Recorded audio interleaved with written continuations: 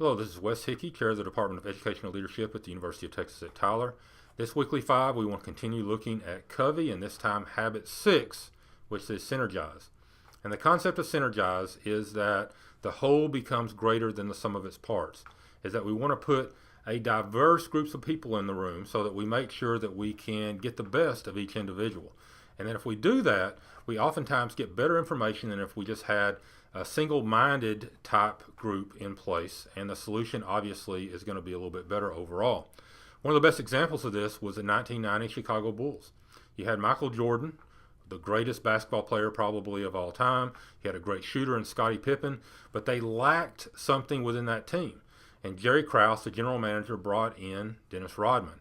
And Dennis Rodman, considered by many to be an oddball, but he also did the things that no one else wanted to do.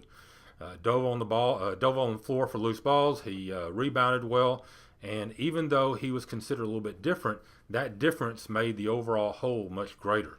In fact, Jerry Krause said that if there are two people in the room that think the same way as he does, then you have one too many, that you need to make sure you bring in varying viewpoints to get the best overall product.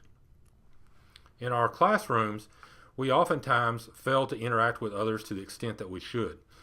We have these little silos in place so that we take care of ourselves, we take care of our students, but we don't learn personally from having a diverse group of professionals around many times.